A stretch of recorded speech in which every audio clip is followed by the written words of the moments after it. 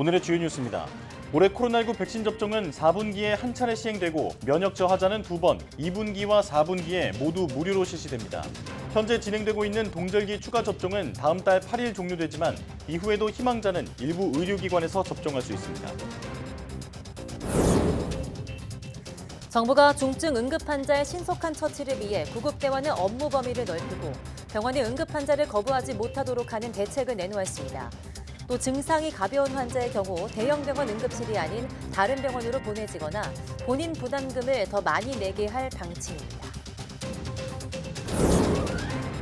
최근 산불의 큰 원인이 되고 있는 논두렁, 밭두렁 소각 작업은 산불의 위험만 키울 뿐 해충 박멸이라는 원래 목적에도 효율적이지 않다는 지적이 나오고 있습니다. 농업 폐기물을 불태우는 대신 파쇄기로 잘게 부수거나 퇴비로 만들어 땅에 뿌리는 게 농사에도 더 낫다는 설명입니다. 중국 베이징의 공기질 지수가 세제곱미터당 500 마이크로그램으로 최악의 등급인 엄중 오염 상태를 기록했습니다. 중국 고비 사막과 몽골 고원에 이어 만주 쪽에서도 황사가 일어나기 시작해 23일쯤 한반도에도 영향을 미칠 전망입니다. 삼성과 SK 등 우리 반도체 기업이 미국에서 보조금을 받으면 앞으로 10년간 중국에서의 생산을 5% 이상 늘릴 수 없다는 내용의 미국 반도체법 세부 규정안이 발표됐습니다. 다만 기술 개선으로 웨이퍼당 생산량이 늘어나는 것은 막지 않아 최악의 상황은 면했다는 분석입니다.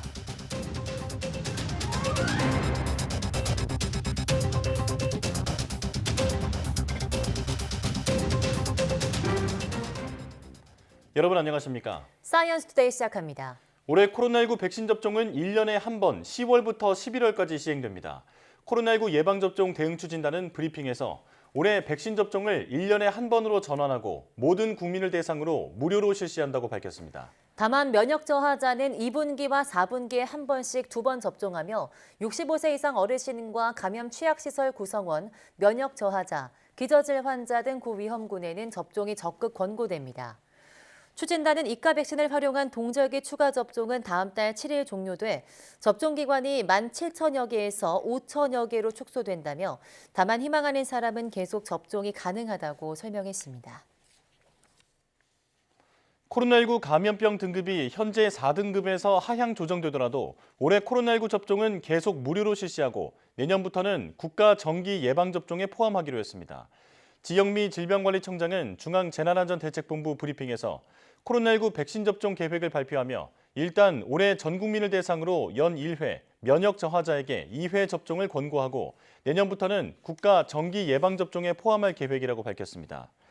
또 국가 예방접종에 포함되는 대상에 대해서는 무료 접종이 될 것이라며 대상과 접종 시기, 주기 등 구체 내용은 전문가 및 예방접종 전문위원회 심의를 통해 결정해 추후 발표하겠다고 말했습니다. 올해 안에 코로나19 법정 감염병 등급이 현재 2급에서 4급으로 조정되더라도 올해 접종은 모든 국민에게 무료입니다. 뇌전증 환자들 사이에서 기적의 약이라고 불리는 치료약이 있지만 일반 환자들은 좀처럼 복용하기 쉽지 않습니다. 약물을 복용한 뒤 발작 빈도가 50% 이상 줄어들지 않으면 보험 적용에서 제외되는 까다로운 건강보험급여 기준 탓입니다. 윤성훈 기자입니다. A씨의 딸은 뇌전증 환자입니다.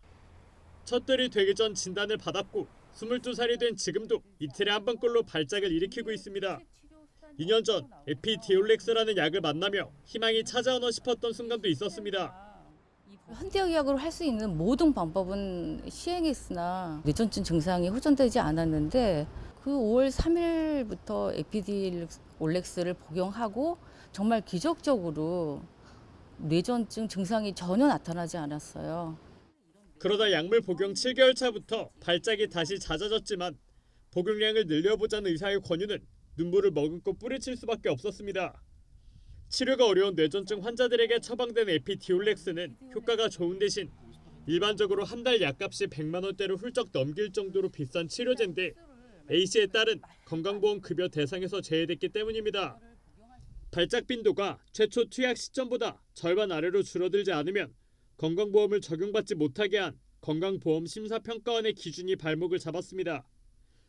한 달에 10차례 발작했던 환자가 에피디올렉스를 복용한 뒤 발작 횟수가 4번으로 감소하면 보험 혜택을 받을 수 있지만 6번으로 줄면 받지 못하는 구조입니다. 에피디올렉스 고시 기준에 50%의 경련 횟수가 늘어나면 급여가 안 된다. 말도 안 되는 기준에 저희가 걸린 거죠. 2병을 했을 때 매달 220만 원이라는 큰 금액을 지불을 하고 먹어야 되는 상황이죠. 때문에 발작 횟수의 증감률을 획일적으로 따지기보다는 환자의 상태를 고려해 기준을 새로 마련해야 한다는 목소리가 나옵니다. 의식장애가 올 수 있는 그런 발작을 적어도 4차례 이상 하는 정도의 발작이라면 그런 상태에서는 반드시 이 약을 사용을 하는 게 필요하다. 그런 기준으로 바뀌어야 될 거라고 생각합니다. 또 에피디올렉스를 최초로 사용할 수 있는 문턱을 낮춰야 한다는 의견도 있습니다. 현재는 5종류 넘는 약물을 써보고도 발작 빈도가 50% 이상 줄어들지 않는 경우에 대해서만 건강보험 적용을 인정하고 있습니다. 전문가들은 그러나 소아청소년은 한 차례 발작에도 발달에 부정적인 영향을 받는 만큼 2-3종류 약물을 복용해도 효과가 없다면 서둘러 에피디올렉스로 넘어갈 수 있게 해야 한다고 지적합니다. 5가지 약을 사용할 때까지 걸리는 시간이 굉장히 오래 걸리고 그런 시간 동안 아이들의 지적 능력은 점점 퇴행하기 때문에 그리고 한번 퇴행된 지적 능력은 다시 돌아오기가 어려워서 효과 좋은 약물이 있어도 까다로운 건강보험 기준에 막혀 복용할 엄두조차 내지 못하는 상황. 건강보험 심사평가원은 새로운 임상적 근거가 보완되면 급여 기준 변경을 검토할 예정이라면서 현재로서는 확인된 게 없다는 원론적인 답변을 내놨습니다. YTN 윤성훈입니다. 앞으로는 단순 타박상 등 가벼운 질환으로 대형 병원 응급실을 찾을 경우 다른 병원으로 돌려보내지거나 더 많은 돈을 내야 합니다. 응급실에서는 중증 환자의 신속한 진료에 초점을 맞춰 골든타임을 지키고 결국 인명피해를 줄이겠다는 계획입니다. 앞으로 5년간 시행될 응급의료계획을 신윤정 기자가 보도합니다. 경증과 비응급 환자부터 심뇌혈관 등 중증 응급 환자까지 뒤섞인 북새통 응급실이 재편됩니다. 중증도에 맞는 응급 의료기관을 이용하도록 유도해 분초를 다투는 중증 응급 환자를 신속하게 대응하기 위해서입니다. 먼저 응급실을 가야 할 필요가 있는지부터 119 상담 등을 통해 안내하고 안 가도 된다면 스스로 할 수 있는 조치를, 비응급이라면 방문 가능한 병원을 알려줍니다. 비응급 환자가 대형 병원 응급실을 접수할 경우 높은 본인 부담금을 내는 점도 설명하기로 했습니다.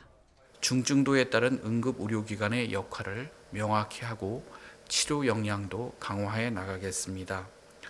또한 비응급 환자에 대한 적정 의료기관 안내 등을 통해 꼭 필요하신 분이 적정한 의료기관을 이용하실 수 있도록 119와 병원 간 환자 중증도 분류 기준을 통일하고 구급대원의 업무 범위에 심전도 측정 등을 추가해 중증 응급 환자의 제시간 내 최종 치료기간 도착률을 60%까지 끌어올리는 게 목표입니다.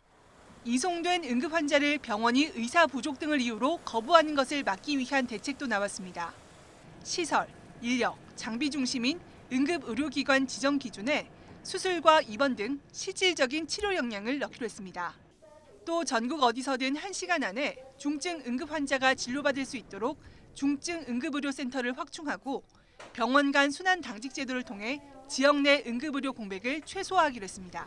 의료 인력은 얼마나, 시설은 얼마나, 아니면 병실은 얼마나 있는지에 대한 것들을 사전에 지역별로 논의를 해서 이제 서로 간의 그 상황들을 충분히 고려한 당직 순번을 정하고 복지부는 이와 함께 이태원 참사를 계기로 지역별 재난의료협의체를 구성해 의사소통 체계를 개선하는 등 재난응급의료 대응체계 개선에도 나설 계획입니다. YTN 신윤정입니다. 요즘 전국 대부분 지역에 건조특보가 내려진 가운데 곳곳에서 산불이 잇따르고 있는데요. 그중 상당수가 농촌에서 시작되는 것으로 나타나 주의가 필요하다는 지적이 나오고 있습니다. 김민성 기자입니다. 전국 곳곳에 건조특보가 내려진 가운데 전남 순천의 한 야산에서 불이 나 5시간여 만에 진화됐습니다. 강풍에 불이 커지면서 마을 주민 수십여 명이 긴급 대피했습니다. 농산 부산물을 태우다가 축구장 65개 면적, 임야 47헥타르를 화마에 휩싸이게 한 순천시 월등면 산불. 이처럼 논밭에서 시작된 작은 불이 산으로 크게 번지는 경우가 요즘 심심찮게 발생합니다. 최근 10년간 논두렁이나 밭두렁을 태우다 비롯된 산불은 전체 14%, 농업 폐기물을 태우다 난 것까지 더하면 비율은 더 올라갑니다. 논밭 소각은 보통 봄에 많이 합니다. 해충을 잡으려고 태운다지만 보통 이충을 더 많이 잃게 됩니다. 고추대 같은 농업 폐기물도 불태우는 대신 잘게 부수거나 퇴비로 만들어 땅에 뿌리는 게 낫습니다. 파쇄기는 각 지역 시군 농업기술센터, 농기계 임대사업소에서 빌려 사용하면 됩니다. 포도 장가지, 그다음에 복숭아 장가지가 많이 나왔습니다. 근데 예전에는 그걸 다 소각을 시켰는데 지금은 파쇄기가 나와서 파쇄시켜서 그 농사 지는데 부산물로 많이 쓰고 있습니다. 당국은 직접 농촌을 돌며 산불 경각심을 높이기 위한 캠페인을 벌이고 있습니다. 파쇄기를 통해서 하게 되면 논밭에 이제 거름을 주는 효과가 발생을 하고요.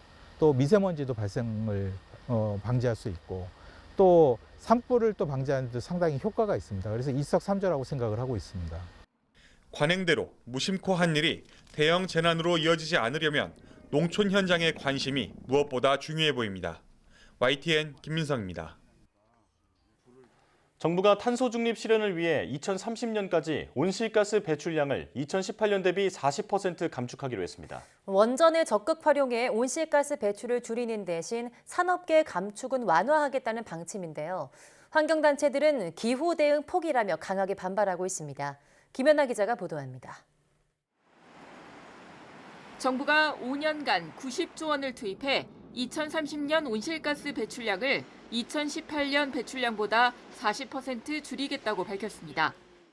정부는 지난 정부 외면받았던 원전을 적극 활용해 발전 비중을 32.4%까지 늘리고 신재생 에너지도 21.6%에서 추가 확대까지 고민하기로 했습니다. 이산화탄소 포집, 저장, 활용과 국제 감축에 기여하기 위한 미래 환경 기술도 적극 개발합니다. 반면 산업계 감축 목표는 14.5%에서 11.4%로 낮춰서 800만 톤 정도 더 배출할 수 있게 했습니다. 정부는 앞서 2021년 40% 감축을 약속했지만 그해 온실가스가 되려 3.5% 늘어났다며 국제적인 원료 대체 속도 등을 고려해 실질적인 목표를 제시했다고 설명했습니다. 산업 구조를 일순간에 바꿀 수가 없습니다. 한국이 에너지 집약형 산업 구조를 갖고 있는 한 감축의 궤적은 초기에는 아무리 진정성을 가진다 해도 완만할 수밖에 없다는 것이.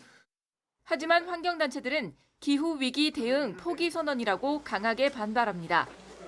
전국 24개 환경단체는 이번 발표가 무리하고 정의롭지 못하다며 수명이 다한 원전의 가동을 늘리고 신재생에너지의 발전 목표를 줄인 셈이라고 비판했습니다. 그린 수소 같은 것들은 확대하겠다고 써놨는데 그린 수소는 재생에너지가 있어야만 뜰 수 있는 에너지거든요. 그러니까 이미 그 계획 자체가 자가당착에 빠져 있다는 것이고 신한울 3, 4호기 신규 원전이 2030년까지 지어질지가 미지수입니다. 지어지지 않을 가능성이 높은데 이것도 거짓말에 가깝죠. 산업계가 가장 많은 온실가스를 배출하는데도 감축 목표를 줄이는 건 오염자 부담 원칙에 맞지 않다고도 지적했습니다. 정부는 공청회를 열고 각계 의견을 수렴한 뒤 다음 달 최종안을 확정할 예정입니다. YTN 김연아입니다.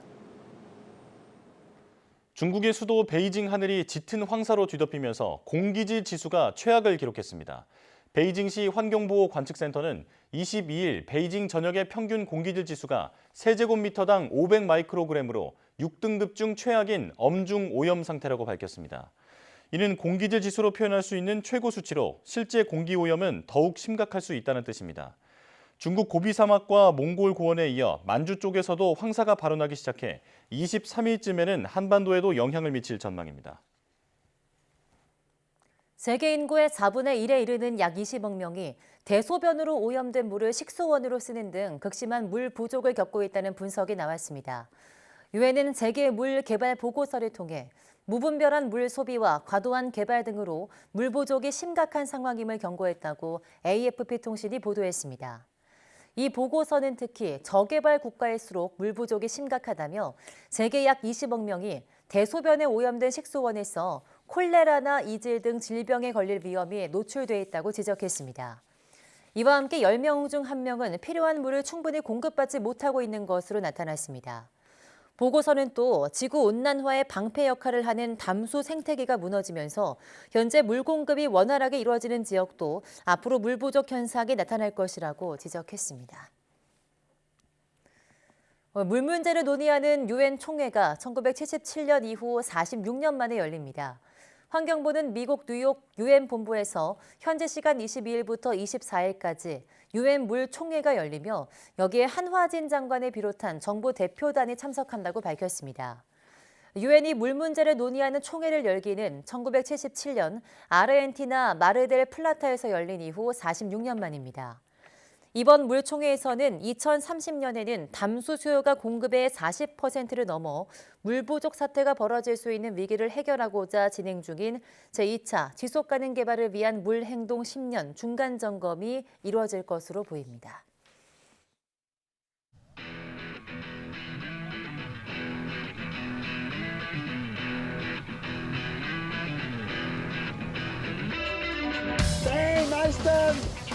To start it, another one vertical right in the pocket. Here we go, he's gonna jump. Reverse, full rotation.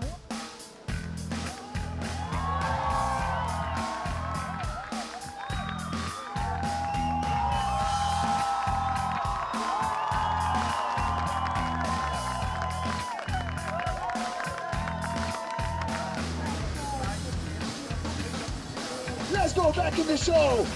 Bang! Right off the top. Nice turn.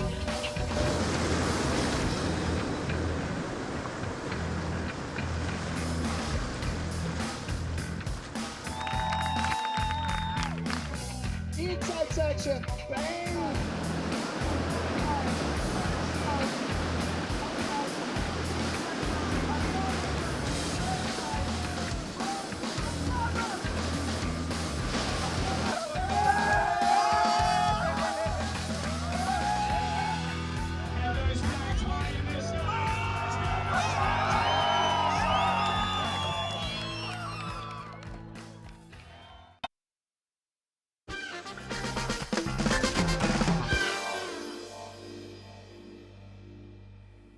새봄을 맞아 친목 모임이나 야유회 건수도 부쩍 많아졌을 텐데요. 여러 명이 함께 즐기는 게임에도 과학의 원리를 조금 담으면 의외로 신선한 놀이가 될 수 있다고 합니다. 알 듯 모를 듯 하다가 원리를 알고 나면 이해가 되는 게임도 꽤 많다고 하는데요. 오늘 과톡에서 가벼운 과학 한 스푼이 가미된 게임을 보여준다고 합니다. 몸 좀 푸시고 함께 보시죠.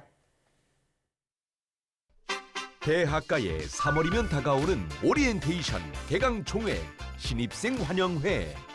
그곳에 빠지지 않는 것이 있었으니 현민이가 좋아하는 랜덤 게임 스타트. 바로 친목 게임. 그리고 그 게임들을 직접 개발한 이들이 있었으니 언제까지 어깨 등을 준비할 거야? 내 어깨를 봐. 달골됐잖아. 내 어깨를 봐. 달골됐잖아. 이들은 아무도 모르는 음지에서 게임을 연구하고 개발하고 퍼뜨려 세계인의 친목을 형성시키고 평화를 수호하는 비밀 조직 YTN. You and me together 놀자의 일원이었는데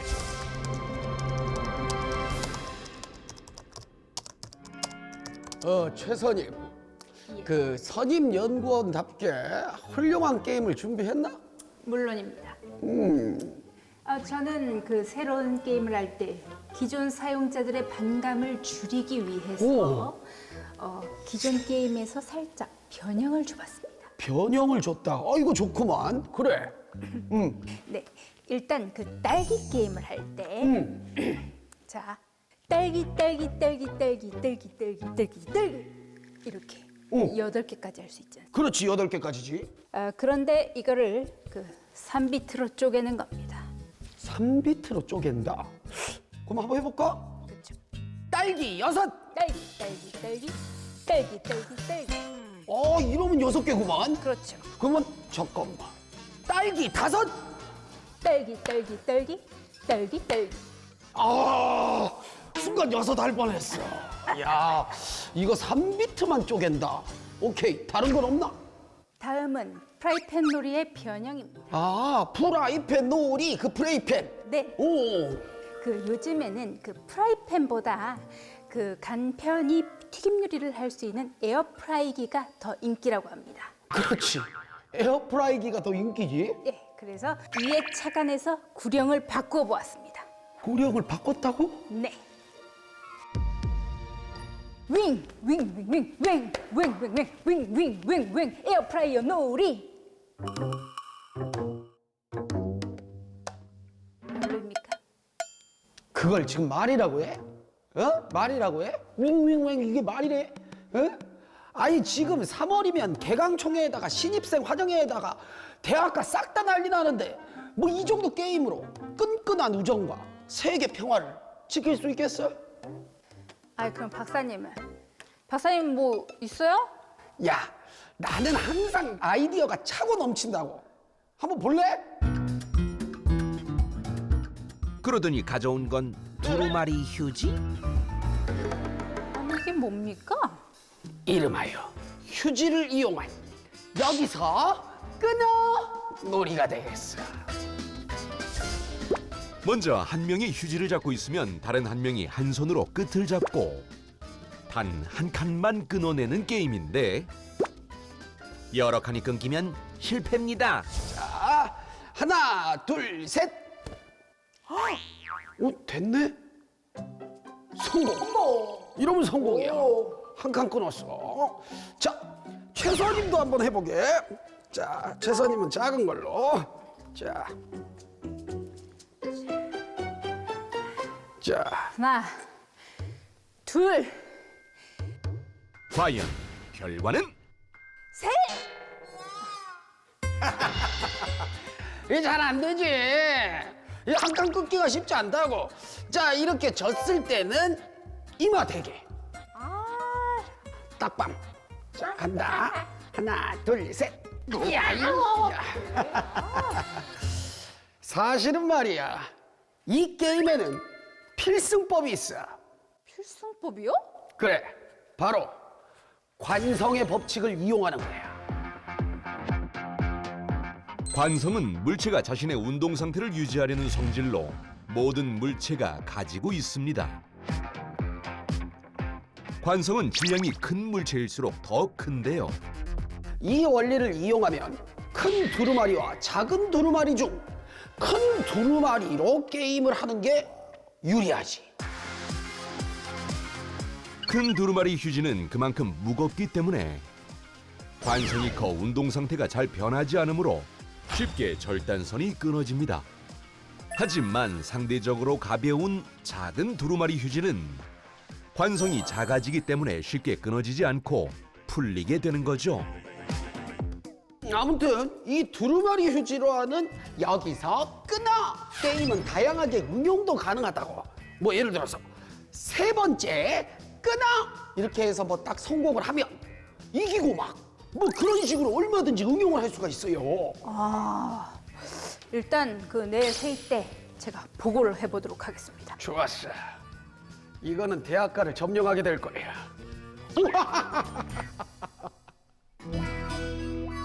다음 날 어떻게 됐어? 회의에서 다 까였습니다. 까였다고? 아니 왜? 여기서 끊어! 휴지 게임은 그 과도한 휴지 사용에 대한 우려가 있다고 합니다. 그걸 간과했구만. 아, 그럼 빨리 다른 게임을 개발을 해야겠구만. 있지? 잠깐만. 아이, 정전기 진짜. 정전기. 그래, 이걸로 게임을 개발하는 거야. 이걸로요? 게임 준비물은 잘게 자른 색종이와 풍선입니다. 자, 종이가 준비돼 있지. 이런 종이 위에다가 1등, 2등, 3등 순으로 뭐 이렇게 적는 거야. 아, 저거. 볼게요. 응.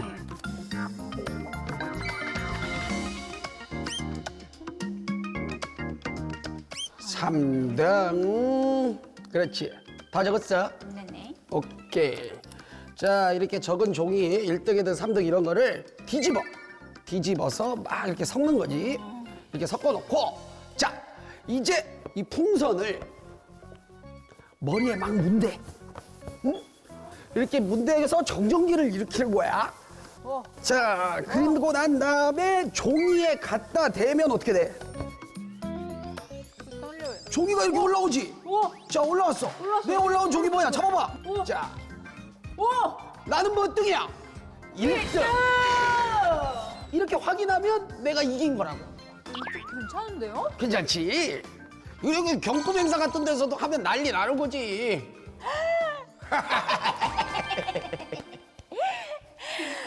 아니 근데 네. 이거 어릴 때부터 이거 풍선 응. 많이 하긴 했는데 그 풍선에 종이가 붙는 원리가 뭐예요? 정전기. 아까 그러니까 그 원리가 뭐냐고.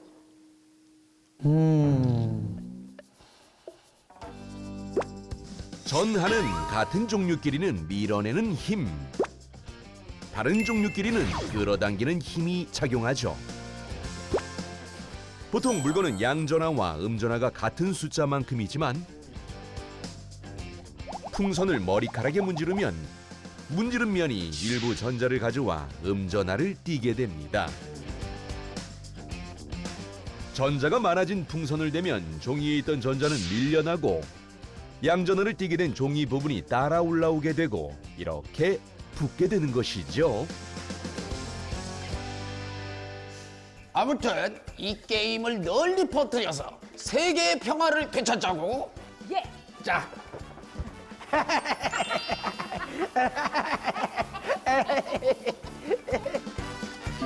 그렇게 그들의 게임은 그냥 조용히 묻혔다고 합니다. 이번 주 핫 이슈. 세계사를 바꾼 콜럼버스의 지도. 뛰어난 정확성을 갖춘 대동여 지도. 그런데 이런 지도도 있다는 거 아셨나요? 바로 돼지의 유전체 지도.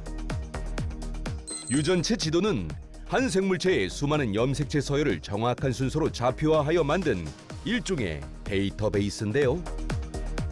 2003년 약 30억 쌍의 염기 서열을 짜맞춘 인간의 유전체 지도가 완성됐고 그 뒤로 인간 유전자의 비밀이 많이 풀리게 되었습니다.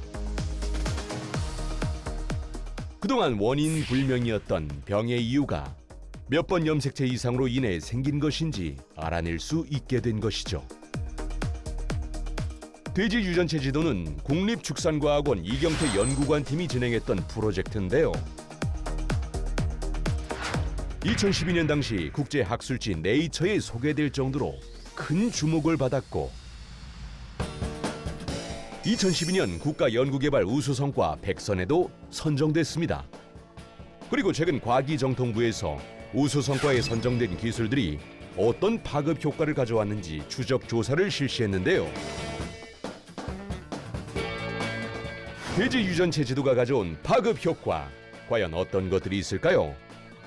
먼저 돼지고기가 더 맛있어졌습니다. 연구팀은 유전체 지도를 바탕으로 돼지의 6번 유전체가 육질과 관련돼 있다는 것을 알게 됐는데요. 이를 바탕으로 더 맛있고 사육일수도 적은 흑돼지 품종 우리 흑돈을 개발했습니다. 또한 최근엔 아프리카 돼지 열병 같은 전염병에 대비 병에 강한 품종을 만드는 유전자 연구가 이루어지고 있죠. 거기다 돼지는 사람과 유전자가 95%나 비슷해 인간 질병의 해법을 찾는 데도 도움이 되고 있다고 하네요. 우리와 너무도 친근한 국민고기 삼겹살 맛있게 드시고 이 또한 과학의 결과물이란 사실 한 번씩 생각해 주시길 바라면서 다음 주에 만나요. 안녕. 꼭!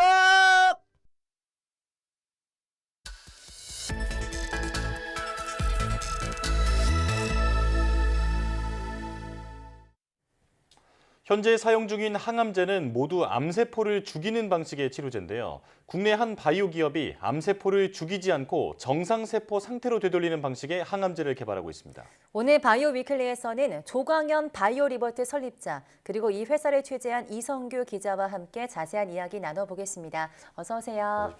안녕하세요.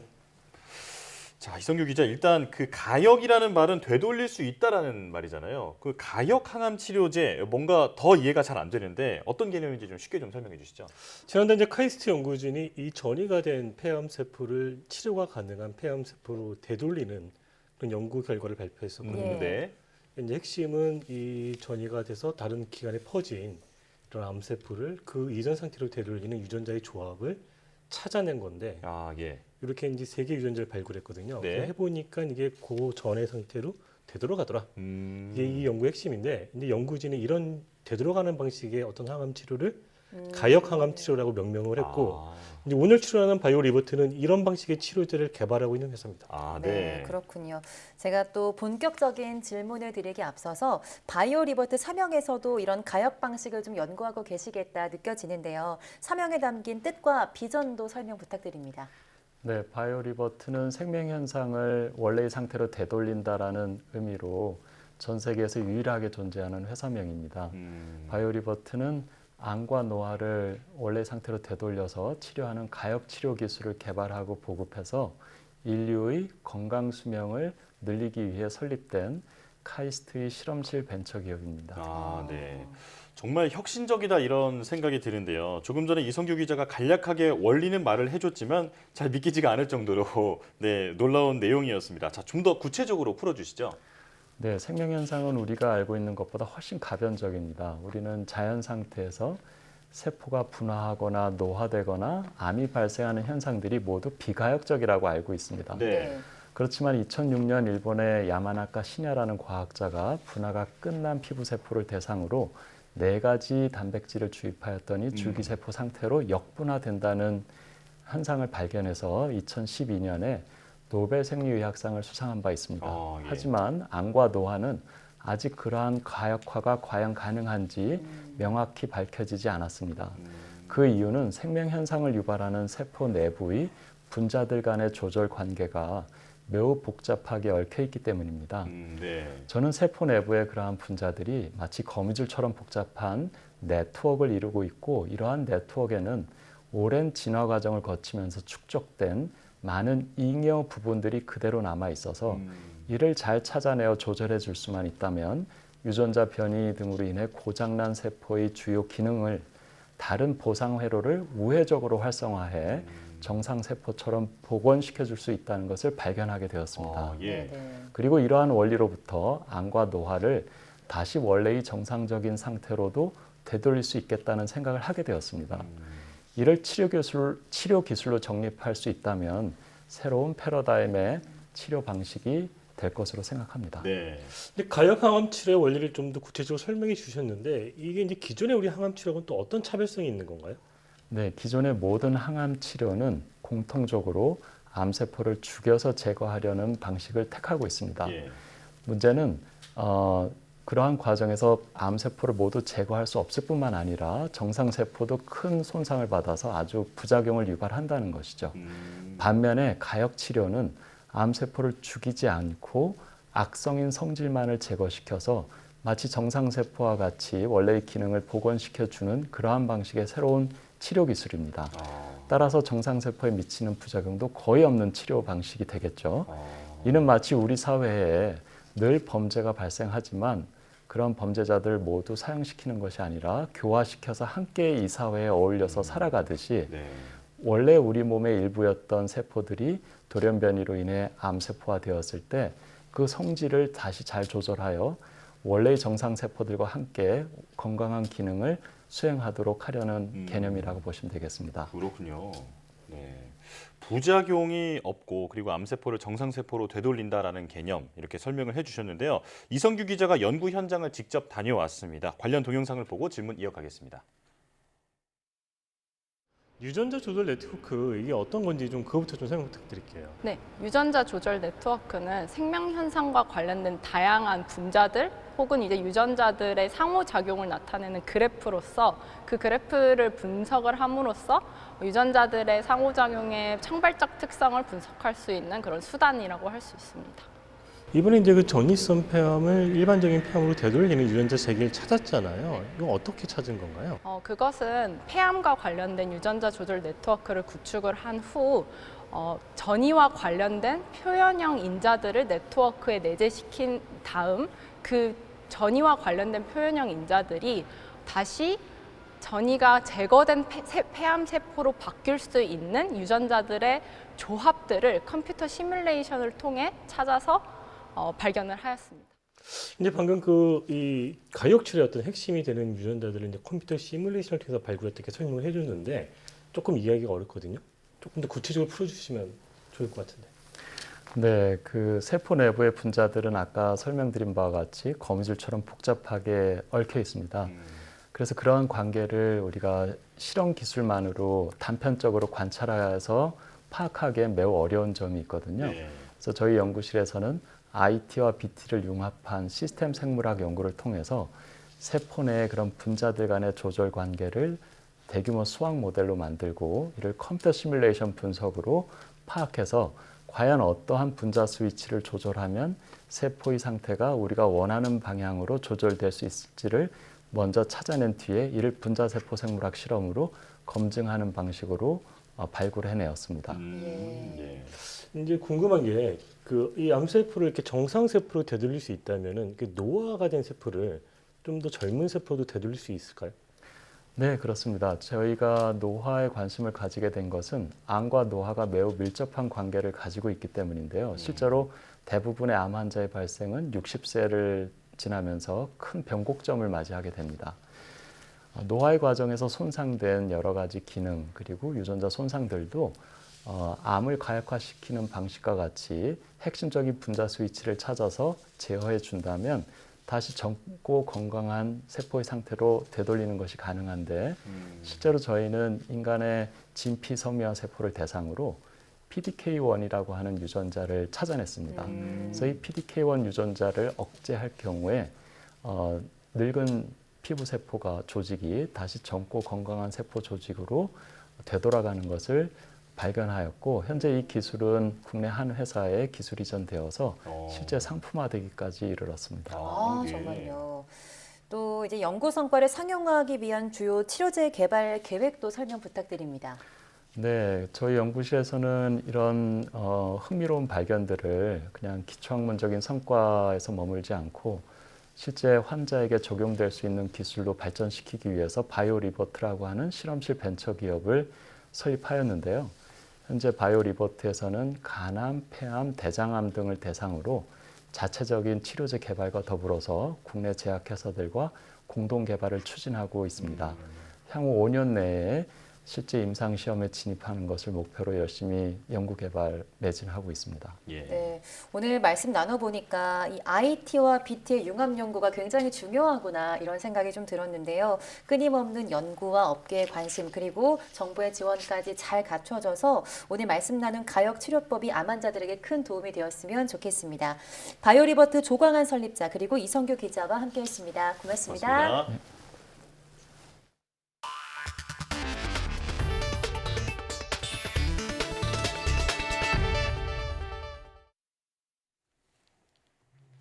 러시아는 달과 화성 탐사를 위한 유인 우주 프로젝트에서 중국과 협력을 이어가기로 했습니다.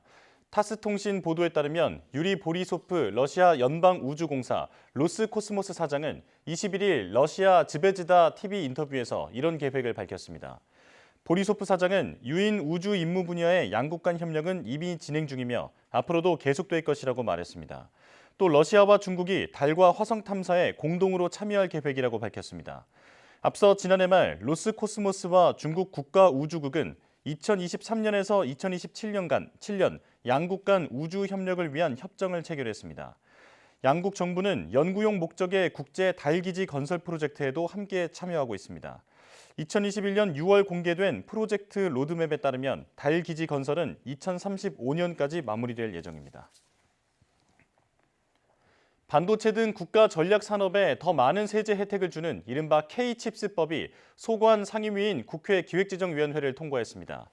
기재위는 전체 회의를 열고 이 같은 내용의 조세특례 제한법 개정안을 의결했습니다. 법안에는 반도체와 2차 전지, 백신, 수소 전기차 등 국가 전략 기술 6개 분야의 시설 투자 세액 공제 비율을 대기업과 중견기업은 현행 8%에서 15%로, 중소기업은 16%에서 25%로 올리는 내용이 담겼습니다. 개정안은 오는 27일 법제사법위원회를 거쳐 오는 30일 국회 본회의에서 처리될 전망입니다. 삼성과 SK 등 우리 반도체 기업이 미국에서 보조금을 받으면 앞으로 10년간 중국에서의 생산을 5% 이상 늘릴 수 없다는 규정이 발표됐습니다. 생산량은 제한되지만 그나마 기술 수준은 업그레이드가 가능해서 우리 기업 입장에서 최악의 상황은 면했다는 평가입니다. 워싱턴 권준기 특파원이 보도합니다. 미국 상무부가 내놓은 반도체법 가드레일 조항의 핵심은 미국 정부의 보조금이 중국의 이득이 돼선 안 된다는 겁니다. 따라서 미국 정부의 보조금을 받는 기업은 향후 10년간 중국에서 실질적인 확장을 하는 중대한 거래를 할 수 없다고 못 박았습니다. 이 중대한 거래는 10만 달러, 우리 돈 1억 3천만 원 이상으로 정의하고 이 금액을 넘어서면 첨단 반도체 생산 능력을 5% 이상 확장하지 못하게 됩니다. 중국에 공장이 있는 삼성과 SK 하이닉스는 10만 달러 이상 거래 기업이고 첨단 반도체를 생산하고 있어 5% 이상 증산 금지 대상에 해당합니다. If CHIPS incentive program funding recipient engages in transactions violating these restrictions, the department can call back the entire funding for work. 다만 중국 공장의 기술 수준을 업그레이드하는 건 가능해 그나마 우리 기업들이 한숨 돌릴 수 있게 됐습니다. 실질적인 확장은 생산 시설 확대를 말하는 것이어서 기술 수준은 발전시켜도 무방하기 때문입니다. 결국 기술이 발달하면 한 웨이퍼당 생산할 수 있는 반도체 수도 늘어나 사실상의 증산도 가능할 것으로 우리 업체는 분석하고 있습니다. 중국 공장의 기술 수준 업그레이드는 앞서 지난해 10월 미국의 수출 통제로 막혔지만 우리 기업은 1년 유예를 적용받아 올해 10월까지 가능합니다. 따라서 우리 업체들이 중국에서 기술 경쟁력을 유지할 수 있는 길은 계속 열려 있어 최악의 차이나 리스크는 피할 수 있게 됐습니다. 이와 함께 미 상무부는 중국에서의 생산 확대 제한과 함께 화웨이 등 중국 업체와의 반도체 공동 연구 개발을 금지하는 원칙도 재확인했습니다. 워싱턴에서 YTN 권준기입니다.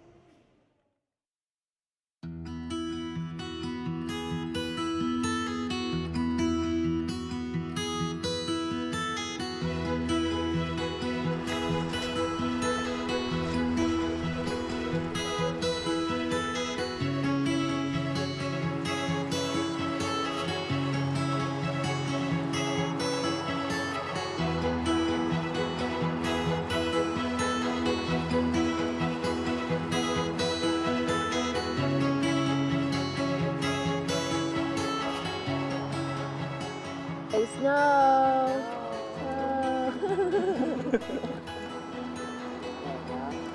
How's your pizza?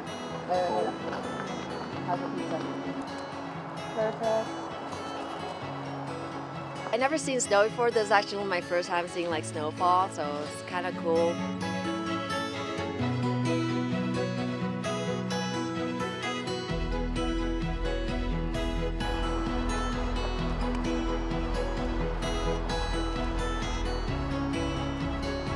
How you take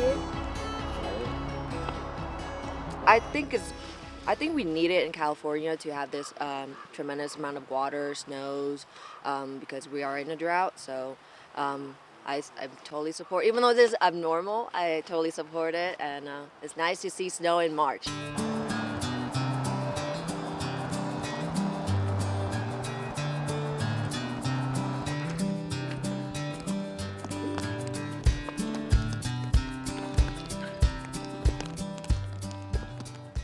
This was kind of a normal year before the 2000s. Been coming up here since '91 and lived here about 8 years, and it's been more snow than this in the past.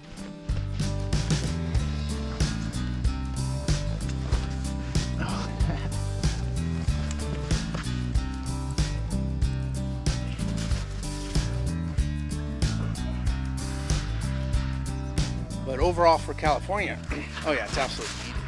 hopefully it's going to fill up our rivers and fill up our aqueducts and hopefully get it downstream too.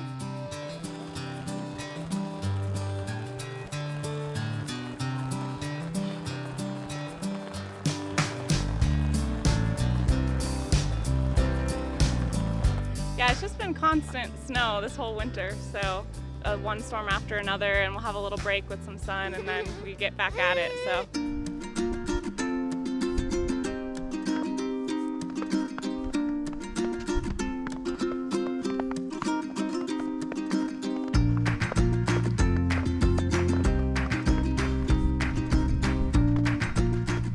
We know we need the water up here. The lake's been low the last few years.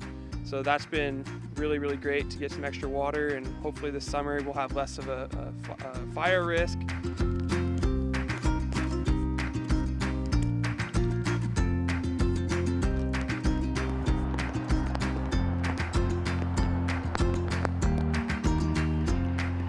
You definitely see some structures that have fallen apart a little bit. So it's hard to know fully until everything melts off, but there's definitely some structures that have been damaged from this. But everyone's been helping each other out here in town, and we're a good snow town. We try to stick together and help each other when things get rough like this. So.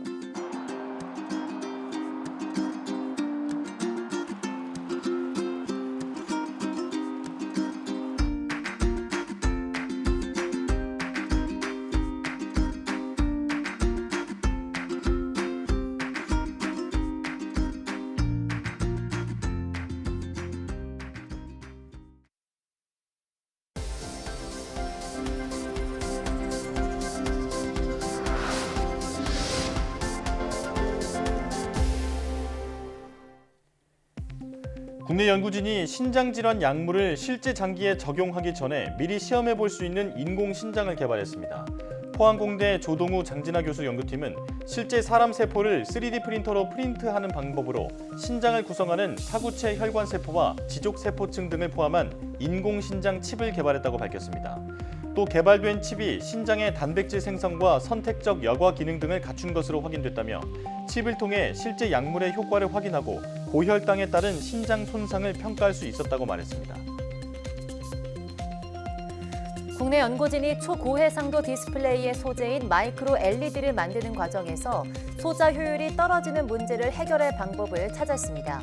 마이크로 LED는 OLED보다 밝기와 명암비, 수명이 우수한 디스플레이 소재이지만 해상도를 높이기 위해 소자를 작게 만들수록 결함 비율이 커져서 효율이 떨어지는 문제가 있습니다. 카이스트 김상현 교수 연구팀은 소자의 두께와 소재 구성비 등을 적절히 조절해 결함에 민감하지 않도록 바꿔준 결과 효율 저하 현상을 해결할 수 있었다고 밝혔습니다. 정부가 전쟁이나 외교 분쟁으로 인한 공급망 위기에 선제적으로 대응하기 위해 국가 전략 기술을 뒷받침할 소재를 미리 확보하기로 했습니다. 과학기술정보통신부는 반도체와 수소, 우주항공, 인공지능, 로봇 등 12대 국가 전략 기술을 뒷받침할 100대 미래 소재를 도출하고 이를 확보할 연구개발 사업 등을 운영하겠다고 밝혔습니다. 도출된 미래 소재 가운데는 극저온과 고온을 견디는 우주항공용 금속 소재 등 전략 기술의 기술 난제를 해결할 수 있는 초격차 소재가 포함됐습니다. 과학기술정보통신부와 한국과학창의재단이 소프트웨어 교육 프로그램을 전국 학교에 무료로 배포하는 온라인 코딩 파티 프로그램에 참여할 기업을 다음 달 10일까지 모집합니다. 온라인 코딩 파티 프로그램은 우수한 소프트웨어와 인공지능 교육 프로그램을 널리 쓰이도록 해 관련 교육 문화를 확산하고 기업의 홍보 효과도 거두는 제도로 2015년부터 매년 진행되고 있습니다. 공모 대상은 프로그램에 적합한 콘텐츠를 보유한 기업과 기관이며 공모 부분은 블록 코딩, 텍스트 코딩, 컴퓨팅 사고력, 인공지능 등입니다. 공모에 선정된 기업에는 시즌당 500만 원의 운영비가 지원됩니다.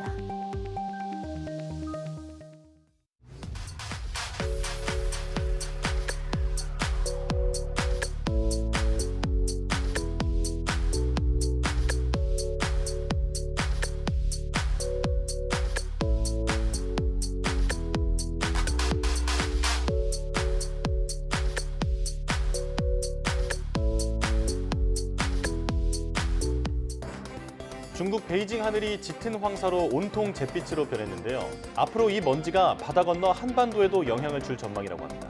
완연한 봄 날씨에 바깥 활동이 많이 늘었는데요. 외출할 때는 꼭 미세먼지 차단용 마스크를 착용하고 외출 후에는 집에 들어오기 전에 겉옷 털기, 또 곧바로 깨끗하게 씻기 등 생활 수칙을 지키시는 게 좋겠습니다. 네, 뉴스 마칩니다. 시청해주신 여러분 고맙습니다.